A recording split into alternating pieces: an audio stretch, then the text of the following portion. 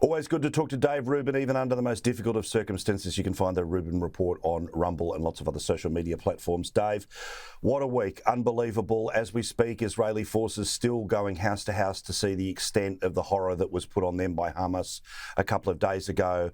The Gaza Strip completely cut off right now. It is horror in all directions.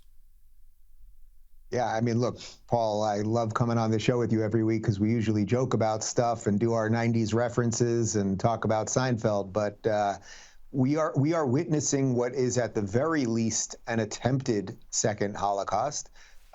Jews went through this sort of thing well before Israel, right? There were pogroms throughout Europe where people would enter Jewish homes and kill these people only because they were Jewish. That is exactly what is happening here. This has nothing to do with a territorial dispute. The state of Israel, the modern state of Israel, which is 75 years old, was born out of the end of the British mandate of Palestine, but there were no people known as Palestinians. There were Arabs that lived in Palestine, and there were Christians, and there were Jews. Israel is the land of Judea and Samaria. That's the real name of the West Bank. That's where Jesus of Nazareth lived. Some people might have heard of that guy. The entire history, if you were to look at the story of Hanukkah, that whether you're Jewish or not, everyone associates with Christmas time. It's the story of the Jews defending their land in the hills of Judea and Samaria. These people do not want any Jews there, period. There is no overture that Israel could make. They have made many. The quote-unquote Palestinians have been offered a state 5 times, at least in the modern years, and rejected it every single time. I see an awful lot of hack reporters who don't understand anything about history or any fact on the ground who are saying, oh, if only this 75-year-old occupation would end. Oh, I suppose they're suddenly calling for the return of the British Empire. We could go a little further back. Forget about the Brits. How about we bring in the Ottomans again?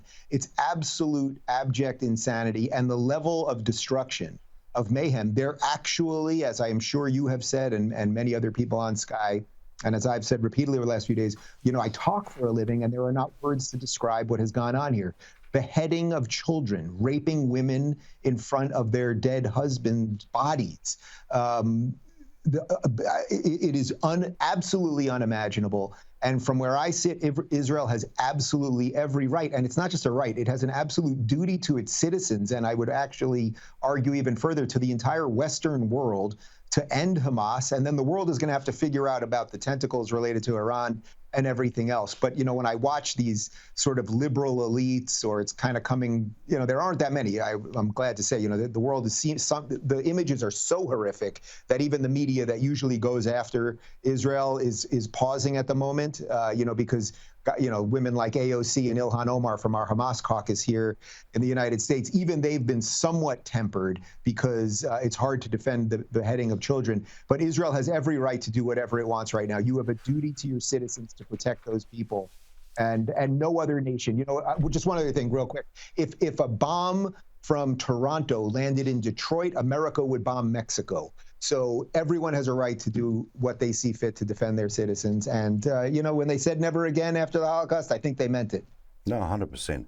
Now, let's take sort of a pause and a slight step back here, because there is horror that exists every day, but the relentlessness of what has happened in the past few days, you can tell has shaken people the world over. And something that's very different than what we first started to see in Vietnam, what we started to see a lot more of in the early days of terrorist behaviour in the early 2000s, is just the sheer amount of video, the sheer amount of raw video. Now, the news obviously shows us a certain level of sanitisation because, understandably, normal people going about their lives, there's only so much that they can or want to take in. But as people that are very connected to the internet like you and I and most people watching right now, the stuff people have been seeing in the past couple of days, I'm not arguing against its existence. I'm just saying let's pause for a second to say, my God, what people have been looking at and seeing in the comfort of Florida or Australia has been unbelievable. What, for want of a better term, smartphones and modern technology can show us that no reporter can. It's a really strange thing that we're all going through right now. There is, as I said, words do not describe it. There's no way you nor I nor anyone can watching. I mean, babies burned alive and beheaded, like stuff that is just medieval. These are barbarians, and they deserve everything that's coming to them. But there's a bit of a catch-22 here with the internet. We need to be witness to this. When the Jews were going to the gas chambers in Europe and 6 million Jews perished, people didn't believe it, and the Nazis at least had the temerity to not want the images to get out. When we see images of Auschwitz and places like that, it's because the Nazis were documenting it for themselves. They weren't sending it out to the world. Hamas wants everybody to see this. They want to see wanton slaughter of innocent children. They want to see literally people raping women in front of their children. That's what they want. And if anyone in Australia or in the UK or in France or in the United States or anywhere else, if you think they're going to stop if they take out those Jews in the Middle East, you are crazy. They will gladly import this here. You think they're going to wipe out the Jews? So, okay, we get a second Holocaust and 8 million more Jews are dead. You think they're going to go, we did it, guys. We got rid of the Jews. And the Palestinians, who none of us really care about because we've done awful things to them too, that we're good. We're sending everything. We're going home. No, of course not. It will be the beginning of everything. So unfortunately, Israel is the tip of the spear in fighting back this thing. And I don't even know what else to say. Something that's been happening, and you've seen it in Sydney, to a lesser extent into places like New York, London as well. I don't believe that people taking to the streets claiming to be pro-Palestinian are pro-Palestinian, they're pro-Hamas. Because, as we've talked about, the complexities, the history, all the rest of it, okay, I understand all of it, completely understand all of it, completely understand about the locking off of food and water and all of that to 2 million people in Gaza, with an average age of the population being 19.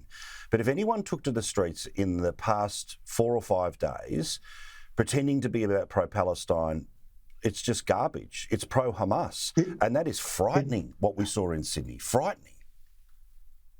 Paul, I watched the video this morning. We played it on my show today. I was appalled. I mean, the last time I was in Australia, the last thing I did was a show at the Opera House. It was one of the best days of my entire career. It was a beautiful matinee show that I did with Jordan Peterson, and then I ended a 1.5 year long tour after a wonderful time in Australia. You are right. Those people, they're not supporters of Palestine, meaning they're there because they want a state for these people that would live in peace next to Israel. There's no Israelis. There's not one Jew that lives in Gaza. They left in 2005. They left them with infrastructure and they left them with greenhouses. They demolished everything, elected a terrorist organization who then killed their opponents that they were running against. And think about it, in the last 17 or so years since that disengagement from Gaza, which, by the way, Benjamin Netanyahu warned about, he thought this was going to happen. Now, he's got his own problems because there's a catastrophic intelligence failure on his watch. But since 2005, when they disengaged, the Israelis wanted nothing to do with the place. Nobody said they always say it's the most right-wing government in Israel ever. Nobody's saying go into Gaza, let's put homes in Gaza or anything like that. They've wanted nothing to do with them. But if you are going to endlessly send people to kill us and rape us and behead us, et cetera, then eventually people are going to push back. And what a damn shame, because the Gazans, the people of Gaza are being abused by Hamas. And, they've been given billions of dollars in aid. Imagine had they built a civil society and what could have been a true Western democracy, because the world bends over backwards for these people because they think it's kind of sticking it to the Jews. They could have done that. But instead, they built an army. And by the way, yes, there are 2+ million some odd people there. They are not in an open air prison. Gaza is blockaded by Israel and Egypt, but Egypt is not opening their border.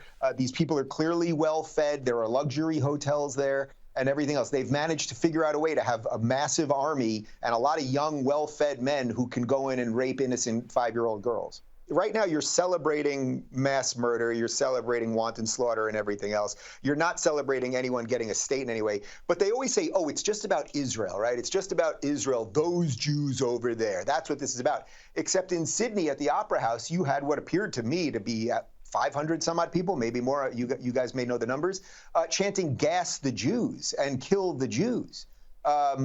That's Holocaust level stuff. So I would say, if anything, many countries in the West have an invasion on their hands. These people are seemingly obsessed with indigenous people, right? Somehow they don't think the Jews are indigenous to Israel. Again, try to ask, was Jesus a Jew and where was he from?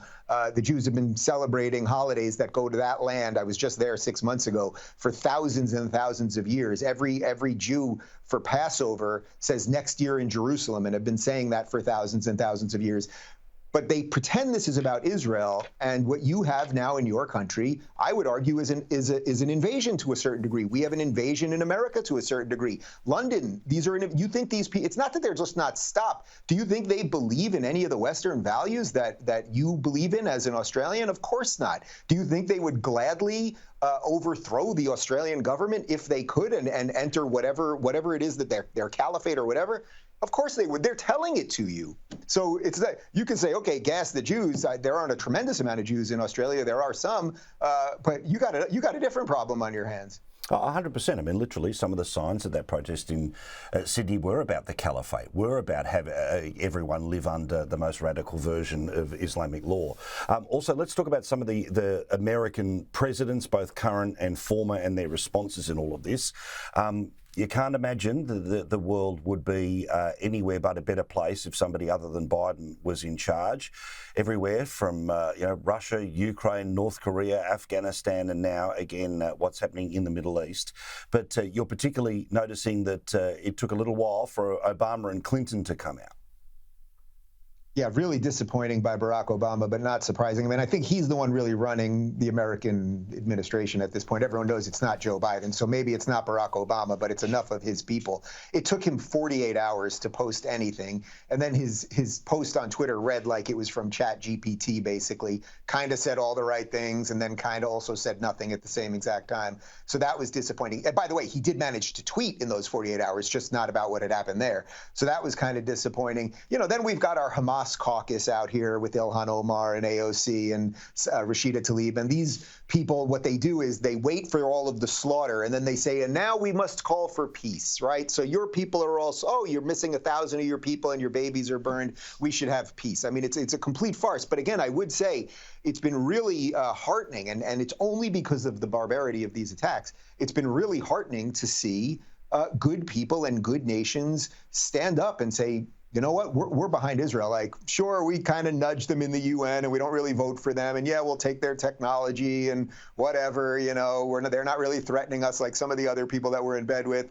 But it's been nice to see some countries do the right thing. I think the issue now, of course, because we live in this idiotic news cycle of, it used to be a 24-hour news cycle. Now it's just how fast you can, swipe your finger news cycle, is that the images as Israel gains control of their own borders. I mean, right before I started with you, I literally saw a video from a friend in Israel who sent me, a dead woman, young girl, just burned to oblivion. Those images will go away, and the images of what's happening in Gaza will appear, and then suddenly everyone will say, oh, you must stop, you must stop. But I'm telling you, they have awoken something in the Israeli people, and Hamas will be done by the end of this thing, and we'll see what other destruction there is. But I don't know what you do with the people in Gaza. I don't know how anyone should be allowed to live there anymore. You got to go to Egypt. You got to go to Egypt. You just can't stay here. Like, again, it is your duty. It is the one duty of your government in Australia to protect you. That is the main duty. Now, governments often fail. This is the ultimate test for the Israeli nation, and I suspect they will not fail it, but it's going to be painful. And I don't quite know how to get to this, but I'll try anyway. A bit of wisdom beyond the grave from Joan Rivers. You showed this on your show today. So I'm trying to get celebrity reactions to what's going on with the Palestinians and Israelis right now. Let me just tell you, if New Jersey were firing rockets into New York, we would wipe them out. I am so bored. We heard they were digging tunnels from New Jersey to New York. We would get rid of Jersey. So I don't want to hear anymore, we'll do a partial truce. The Palestinians, you cannot throw rockets and expect people not to defend themselves. What about the civilian casualty rate? Then don't put your goddamn things in private homes. I'm sorry, don't you dare put weapon stashes in private homes, and then we say get out. Of course, we're going to do it. the response normally is where are the civilians supposed to go? I don't care. They started it. You're all insane. They started it. What are you all saying? They started. The Israelis did not throw their... For months this has been going on. How do you resolve it? What are you supposed to do? How do you resolve it? How do I know? Because I have been over there. That's how I know. And I wish the world would know. And BBC should be ashamed of themselves. And CNN should be ashamed of themselves. And everybody, stop it already. You know, like Dwight Howard tweeted, Free Palestine, took it back. Selena Gomez tweeted a pro-Gaza. Oh, Selena Gomez. Oh, yeah, that college grad. All right, John, thank you. John, thank you so much. Well, if Selena said that. Then Rihanna has to take it back. Tell her, let's see if she can spell Palestinian. I'll ask her right now. We love you, John. Thanks, Joan. Have a great day. Oh man, is anyone better than Joan Rivers? 2014, and she knew then what I guess some people are waking up to now. But we used to have people who called it as they see it, who knew what truth was, who called balls and strikes. She was not only funny. I mean, the line about Selena Gomez, she's just like funny and wickedly sharp. And she knows nobody would do this in their own life. Nobody. You come home and your family is raped and murdered and burned up. Turn the other cheek. They just wanted some of your stuff in your backyard. So she gets it, and I miss her. I miss her more now than ever. And she, by the way, she's funnier than every female hack comic leftist that we've got in America and probably in Australia too.